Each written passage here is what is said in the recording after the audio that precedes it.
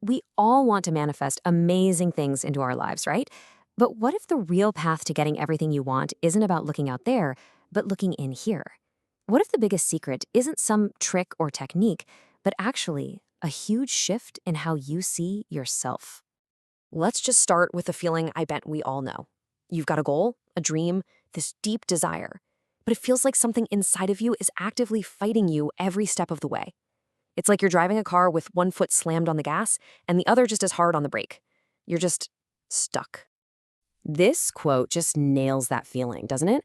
It's that moment you realize there's a huge difference between your conscious self, the part of you that wants to succeed, and this other nagging inner voice that seems totally determined to sabotage you. And that is where our real work begins. Okay, so let's really dive into this. Before you can change a single thing, you have to be able to see it clearly. And that means recognizing this voice for what it is, your inner critic. It's that part of you that's always whispering that you're not smart enough or talented enough or just not deserving of the things you want. It's the voice that keeps you playing small. And today, we're going to learn how to finally turn down its volume. So, how does this inner critic actually show up in our day-to-day lives?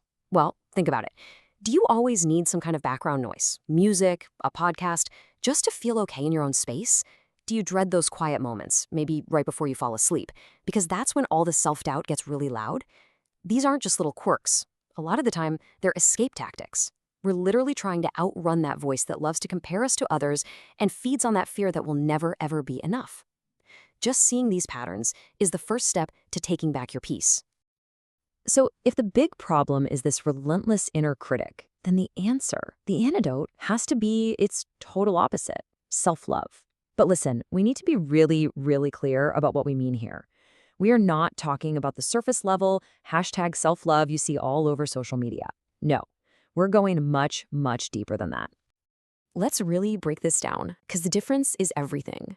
On one hand, you've got these surface-level actions. They can be nice, sure, but they're often about getting validation from the outside. But on the other hand, that's deep self-love. That's the messy, internal work of accepting yourself, flaws and all. It's the courage to chase your passion even when you're terrified. It's the strength to say no and set boundaries that protect your energy. And maybe most importantly, it's about finding your worth from inside you, not from anyone else's approval. Okay, so where do you even begin a journey like this? Right here, with a simple, but trust me, profoundly powerful exercise. I know, it might feel super weird or even really uncomfortable at first, but just try it. Go stand in front of a mirror, look yourself right in the eye, say your own name out loud, and then say, I love you. This is like a direct act of rebellion against that inner critic. For so many people, it's the very first time they've ever looked at themselves with real kindness. It can be an incredibly healing moment. That connection you make in the mirror, that's just the first step. But to really make that love stick, we often have to look back before we can truly move forward. Real self-love means we have to become a kind of emotional time traveler. We have to go back and visit the parts of ourselves that got hurt a long, long time ago and are basically still waiting to be rescued. And that part of us that's holding on to all these old wounds, we often call it the inner child. Now, this isn't some literal kid running around inside you. It's a way of describing the young, vulnerable part of you that still carries the memories of old hurts, unmet needs, and all the limiting beliefs that got wired in when you were little. That's the part that's often driving our adult fears, our insecurities, and our self-sabotage. And here is the absolute key. No one else is coming to rescue that part of you. The work of healing is all about self-parenting. It's about you, the adult you are today, showing up for your inner child and giving them the safety, the validation, and the unconditional love that they might not have gotten back then. You have to become your own hero. A massive part of this healing journey is forgiveness. And as you can see here, it's really a three-way street. First, there's forgiving others. And listen, that's not about letting them off the hook. It's about unhooking them from you so you can be free. Second, it's about seeking forgiveness for your own mistakes. And third, and this is often the hardest one of all, it's self-forgiveness.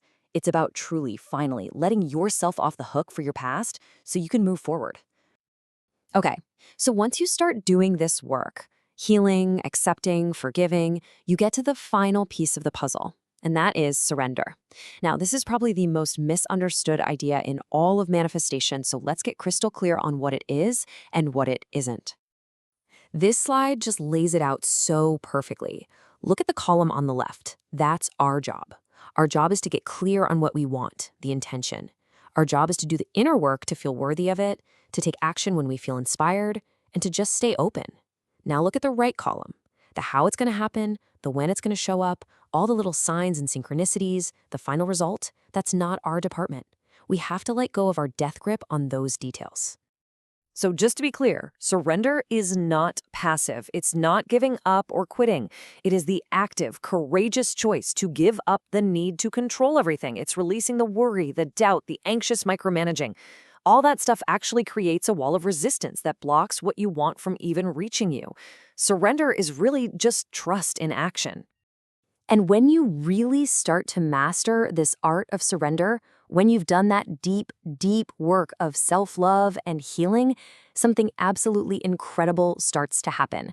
You begin to see that your inner world and your outer world aren't separate things at all. They are, in fact, a perfect mirror of each other. This is the core principle that ties everything together. Your reality is basically a feedback loop. So if your inner world is full of self-criticism and feeling not good enough, life is just going to keep reflecting that back to you. But, and this is the absolute game changer, when you genuinely create love and worthiness and peace on the inside, your external reality has no choice but to shift and reflect that new state back to you. And that, right there, brings us to the ultimate point of all of this. Manifestation isn't really about a magic script you say or how perfectly you make your vision board. Those are just tools. The real secret, the real work, is the inner transformation. It's all about becoming the person who is an energetic match for the life you desire. You don't attract what you want. You attract what you are. So I'll just leave you with this to think about. If your outer world is really a mirror, take a good, honest look around you. Look at your career, your relationships, your health. What are the patterns that keep showing up? What is that reflection trying to tell you? And more importantly, what is your inner world asking you to heal, or to love, or to finally let go of today?